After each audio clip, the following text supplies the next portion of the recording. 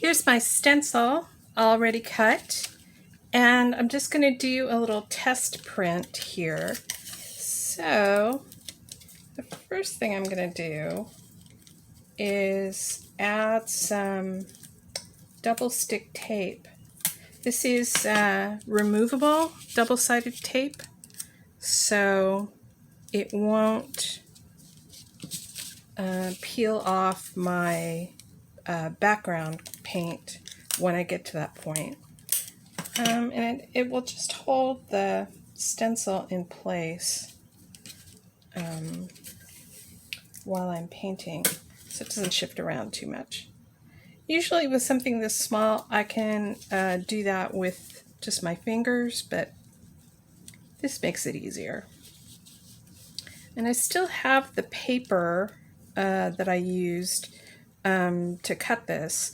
So what I did was I printed out my design on the computer, and you can still see the black ink where the pieces that I cut away were all printed in black. So the way you cut a stencil is you just cut everything that's black away and leave everything that's white behind.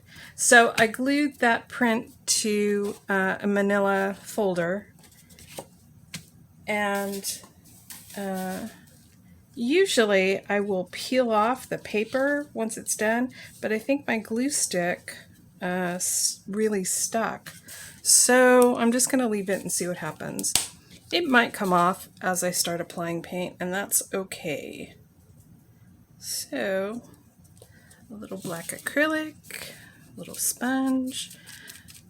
Sometimes I do this with an actual stencil brush, but this is just a test, so I don't really care.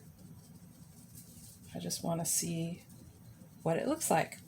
And this is also a good way to figure out if I need to do any more cutting. Every once in a while I get a little piece that's stuck in a corner or whatever, and it makes the stencil print look mushy. So this is a good way to catch those.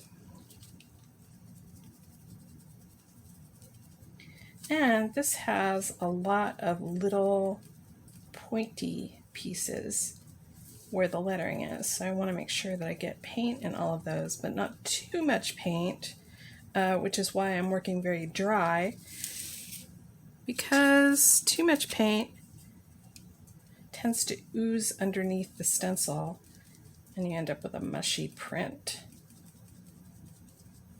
So the idea is to keep this as crisp as possible.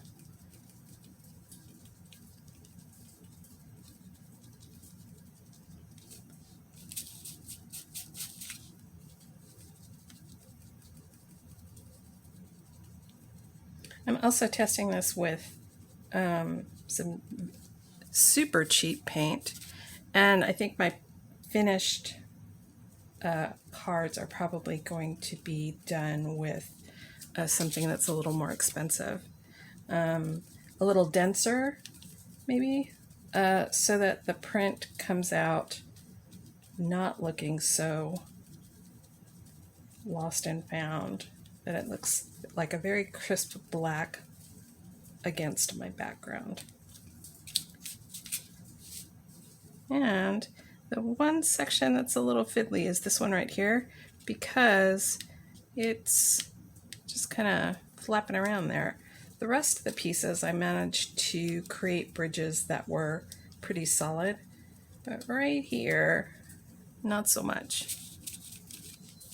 There's just really nothing you can do about that other than stick your finger in there and hold it down.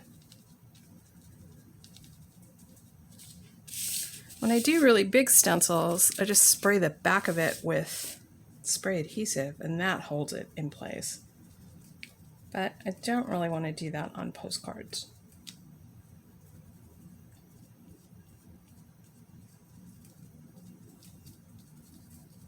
Okay, I think that's about enough of that. Let's see what we got. Oh, that looks good. better if I hadn't stuck my finger out there. Oh, I see. It was the paint that went off the edge. That won't be a problem when I paint postcards because this is the exact size of my postcard, so no paint going over the edges is going to be a problem. But that looks pretty good. I got a little fiddly right there. And I was thinking that once I finish this, I might want to do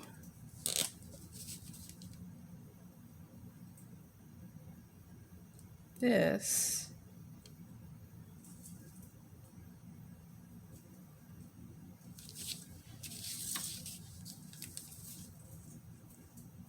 And attach all of my pieces.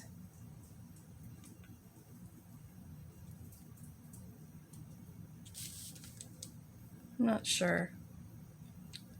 Might do this, might not. That does look kind of cool.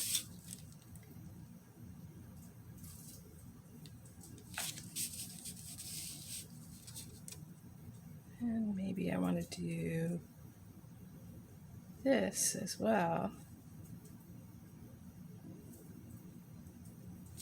Make it look less like a stencil.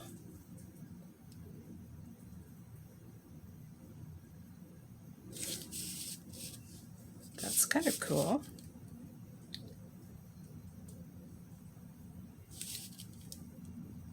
So I don't know, maybe I'll do a little marker work on the design after I'm done. Maybe I won't. But this looks pretty good, and I think I'm probably ready to cut or to paint some actual postcards.